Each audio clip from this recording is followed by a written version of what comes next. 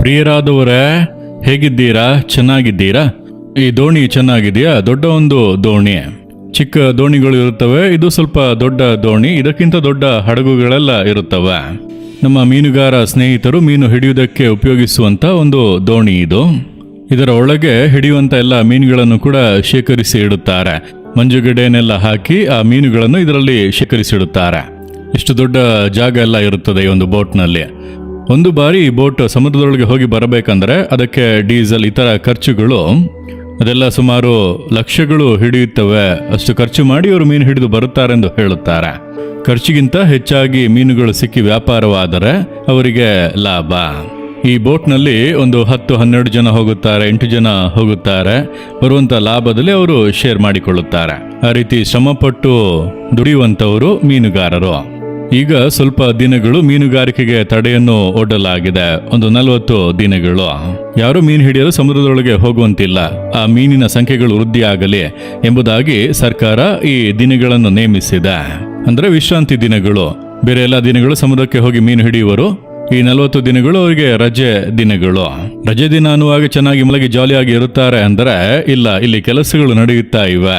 ಅದನ್ನೆಲ್ಲ ಸರಿ ಮಾಡುತ್ತಿದ್ದಾರೆ, ಹಾರ್ಡ್ ವರ್ಕ್ ಮಾಡುತ್ತಿದ್ದಾರೆ, ಶ್ರಮಪಟ್ಟು ದುಡಿಯುತ್ತಾ ಇದ್ದಾರೆ. ಬೋಟನ್ನು ಸರಿ ಮಾಡುವಂಥದ್ದು, ಬಲೆಗಳನ್ನು ಸರಿ ಮಾಡುವಂಥದ್ದು, ಪೇಂಟ್ ಹೊಡೆಯುವಂಥದ್ದು, ಈ ರೀತಿ ಹಾರ್ಡ್ ವರ್ಕ್ ಮಾಡುತ್ತಾರೆ. ಅನೇಕ ಕೆಲಸಗಳನ್ನು ಮಾಡುತ್ತಾ ಇದ್ದಾರೆ. ಶ್ರಮಪಟ್ಟು ಕೆಲಸ ಮಾಡುವಂತವರು.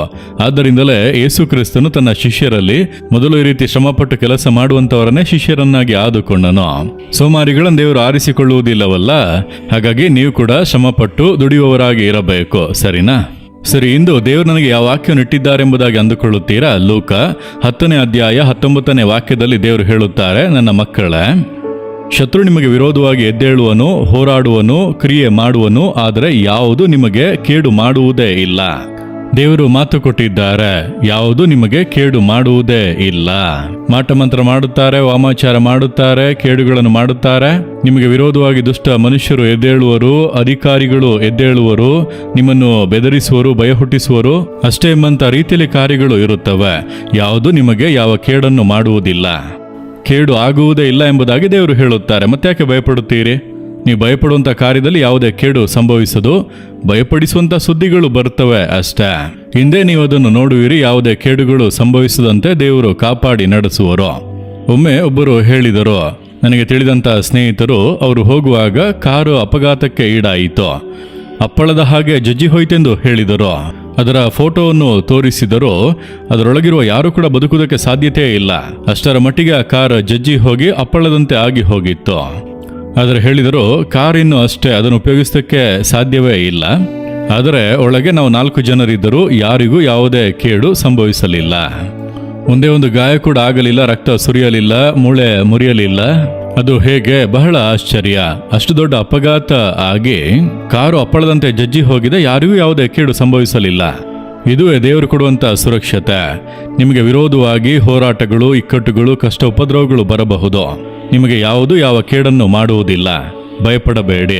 ದೇವರನ್ನು ನೋಡಿ ಹೇಳಿರಿ, ದೇವರೇ, ನಾನು ನಂಬುತ್ತೇನೆ, ಯಾವುದು ನಿಮಗೆ ಕೇಡು ಮಾಡುವುದೇ ಇಲ್ಲ ಎಂಬಂತ ನಿಮ್ಮ ವಾಕ್ಯವನ್ನು ನಾನು ನಂಬುತ್ತೇನೆ.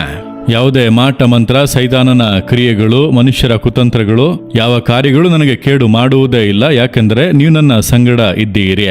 ಆ ರೀತಿ ಹೇಳಿ ನೋಡಿರಿ, ಹಿಂದೆ ಒಂದು ಅದ್ಭುತವನ್ನು ನೀವು ಕಾಣುತ್ತೀರಿ. ಹೇಳುವಿರಾ? ನಂಬಿಕೆಯಿಂದ ಹೇಳಿರಿ, ಯೇಸುವೆ, ನೀವು ಮಾತು ಕೊಟ್ಟಿದ್ದೀರಿ, ಯಾವುದು ನಿಮಗೆ ಕೇಡು ಮಾಡುವುದೇ ಇಲ್ಲ ಎಂಬುದಾಗಿ. ಯಾಕೆಂದರೆ ನೀವು ನನ್ನ ಸಂಗಡ ಇದ್ದೀರಿ, ನಾನು ನಂಬುತ್ತೇನೆ. ಯಾವ ಮನುಷ್ಯರು, ಯಾವ ಸೈತಾನನ ಕ್ರಿಯೆಗಳು, ಯಾವ ಮಾಟ ಮಂತ್ರಗಳು, ಯಾವ ದುಷ್ಟ ಮನುಷ್ಯರು, ಯಾವ ಅಧಿಕಾರಗಳು ನನಗೆ ಯಾವುದೇ ಕೇಡನ್ನು ಮಾಡಲಾಗದು. ನಾನದನ್ನು ನಂಬುತ್ತೇನೆ. ನೀವು ಹಾಗೆ ನನ್ನನ್ನು ನಡೆಸುತ್ತೀರಿ. ನಿಮಗೆ ಸ್ತೋತ್ರ, ಸ್ತೋತ್ರ. ಯೇಸುವಿನ ನಾಮದಲ್ಲಿ ಪ್ರಾರ್ಥಿಸುತ್ತೇನೆ. ಆಮೇನ್, ಆಮೇನ್. ಸ್ನೇಹಿತರೆ, ಮಲೆನಾಡು ಗಾಸ್ಪೆಲ್ ಮೀಡಿಯಾ 2.0 ವೀಕ್ಷಿಸಿದ್ದಕ್ಕಾಗಿ ನಿಮಗೆ ತುಂಬಾ ಧನ್ಯವಾದಗಳು. ಈ ಸಚಿವಾಲಯದ ಮೂಲಕ ಸುವಾರ್ತೆಯನ್ನು ಹಂಚಿಕೊಳ್ಳಲು ಮತ್ತು ಭರವಸೆಯ ಸಂದೇಶವನ್ನು ಪ್ರಸಾರ ಮಾಡಲು ನಮಗೆ ಅಪಾರ ಉತ್ಸಾಹವಿದೆ. ನಮ್ಮ ವಿಷಯದಿಂದ ನೀವು ಆಶೀರ್ವದಿಸಲ್ಪಟ್ಟಿದ್ದರೆ ಅಥವಾ ಪ್ರೋತ್ಸಾಹಿಸಲ್ಪಟ್ಟಿದ್ದರೆ ನಮ್ಮ ಈ ಉದ್ದೇಶಕ್ಕೆ ಬೆಂಬಲ ನೀಡುವಂತೆ ವಿನಂತಿಸುತ್ತೇವೆ. ನಿಮ್ಮ ಪ್ರತಿಯೊಂದು ದೇಣಿಗೆ ಎಷ್ಟೇ ಚಿಕ್ಕದಾದರೂ ಹೆಚ್ಚು ವಿಡಿಯೋಗಳನ್ನು ಮಾಡಲು, ಹೆಚ್ಚು ಜನರನ್ನು ತಲುಪಲು ಮತ್ತು ಈ ಸೇವೆಯನ್ನು ಬಲವಾಗಿಡಲು ನೇರವಾಗಿ ಸಹಾಯ ಮಾಡುತ್ತದೆ.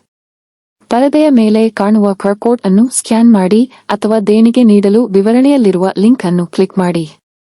ನಿಮ್ಮ ಔದಾರ್ಯವು ನಿಜವಾಗಿಯೂ ಶಾಶ್ವತವಾದ ವ್ಯತ್ಯಾಸವನ್ನು ಮಾಡುತ್ತಿದೆ. ಧನ್ಯವಾದಗಳು ಮತ್ತು ದೇವರು ನಿಮ್ಮನ್ನು ಆಶೀರ್ವದಿಸಲಿ.